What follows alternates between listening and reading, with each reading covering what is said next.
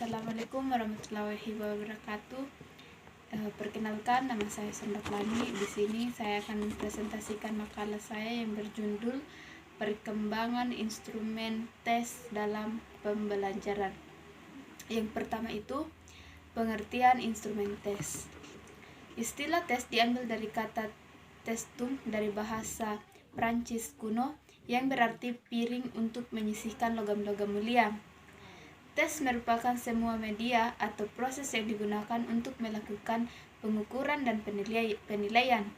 Tes merupakan peristiwa dalam pelaksanaan bertanggung jawab pengukuran dan penilaian. Tester merupakan seseorang yang sedang melakukan tes, membuat teks tes, dan eksperimental. Dengan kata lain, tester merupakan orang-orang yang berkaitan mengenai tes. Tes merupakan proses penilaian komprehensif kepada seseorang atau usaha keseluruhan evaluasi program. Tes dapat dibedakan dari beberapa jenis dan pembaginya. Yang pertama, tes ditinjau dari berbagai sudut pandang. Kedua, tes ditinjau dari bidang psikologi seperti tes intelijensi, tes prestasi belajar, tes bakat, tes kepribadian. Yang ketiga, tes berdasarkan jumlah peserta. Yang keempat, tes berdasarkan penyusunnya. Yang kelima, tes ditinjau dari waktu. Yang keenam, tes ditinjau dari segi responnya, yaitu verbal tes dan non-verbal tes. Yang ketujuh, tes ditinjau dari segi cara mengajukan pertanyaan dan cara memberikan jawabannya seperti tes tertulis, tes lisan, dan tes perbuatan. Bagian B, fungsi instrumen tes. Menurut Sudijono tahun 2001, secara umum ada dua macam fungsi yang dimiliki tes, yaitu yang pertama sebagai media pengukuran terhadap siswa, yang kedua sebagai alat pengukuran keberhasilan program pengajar. Bagian C, persyaratan instrumen tes. Instrumen tes pengukuran yang baik merupakan instrumen yang melalui dua tahapan. Tahapan pertama yakni tahapan yang mendapat 4 kriteria seperti tujuan didefinisikan secara jelas, materi yang memenuhi standar dan spesifik, prosedur pengadministrasian yang memenuhi standarisasi, serta aturan peskoran. Tahap kedua yaitu tahap evaluasi yang digunakan untuk pengumpulan dan menganalisis data yang berguna untuk mengidentifikasi psikomotorik properti yang ditunjukkan dengan analisis respon terhadap item-item tes. Syarat-syarat yang harus dipenuhi sebelum melakukan penilaian. Yang pertama, memberitahukan tugas yang akan dilakukan oleh siswa. Yang kedua, menyampaikan indikator atau garis besar materi.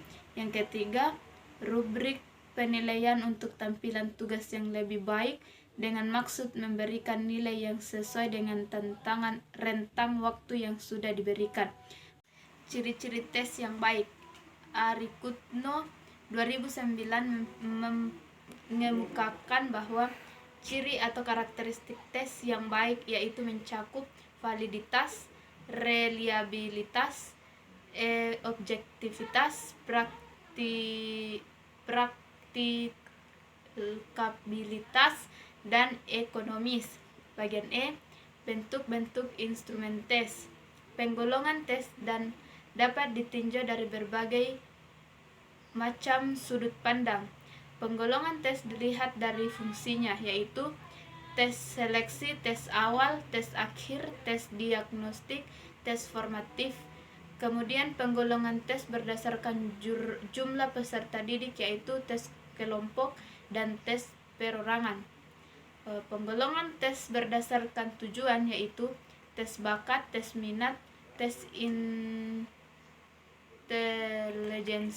atau tingkat kecerdasan, tes peserta belajar, tes tes prestasi belajar, tes diagnostik, tes sikap, dan penggolongan tes berdasarkan bentuk soal dan cara memberikan jawabannya, yaitu tes objektif dan tes non-objektif, yakni sebagai berikut. Yang pertama, tes bentuk objektif.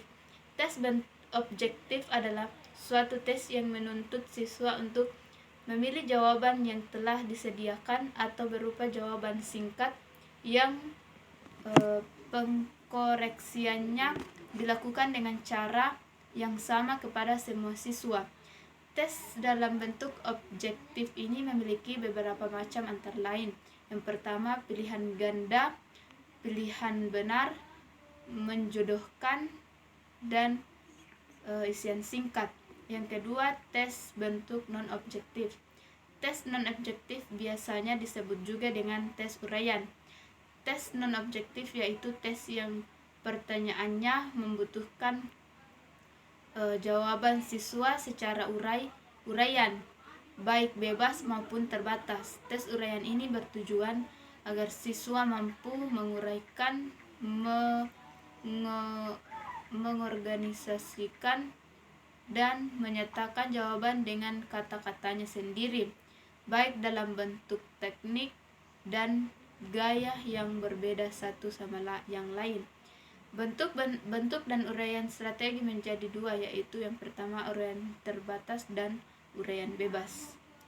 Bagian F, teknik penyusunan tes. Yang pertama, tes tertulis, bentuk uraian atau esai. Untuk menyusun tes yang berbentuk non-objektif atau uraian, diperlukan beberapa teknik yang perlu diperhatikan sebagai berikut. Yang pertama, dalam menyusun butir-butir soal tes, uraian diusahakan agar soal tersebut dapat mencakup ide-ide pokok dari materi pelajaran yang telah diajarkan. Yang kedua, untuk menghindari timbulnya perbuatan orang oleh tester, misalnya menyontek dan bertanya kepada tester yang lainnya, hendaknya. Yang ketiga, dalam penyusunan butir-butir soal tes uraian, lebih baik untuk membuat pertanyaan-pertanyaan yang tidak seragam atau bervariasi. Yang keempat, kalimat yang disusun bersifat singkat dan padat. Yang kelima, sebelum seseorang mencoba menjawab soal, sebaiknya terlebih dahulu mengemukakan cara mengerjakannya. Yang kedua, tes tertulis bentuk objektif. Tes yang berbentuk objektif memiliki beberapa jenis yang berbeda dan tentunya memiliki teknik penyusunan yang berbeda juga.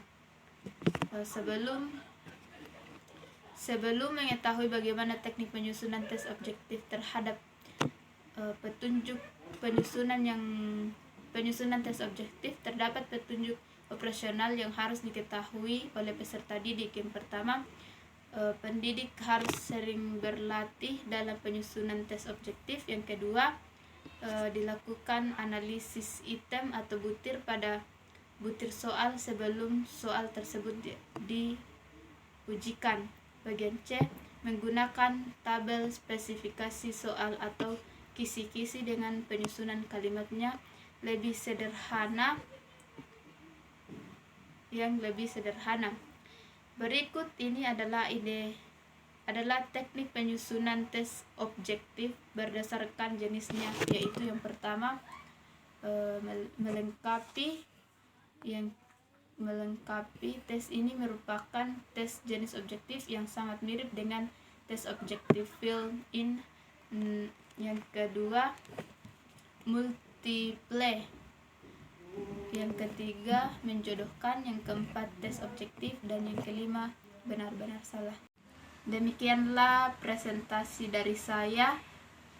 Saya ucapkan terima kasih.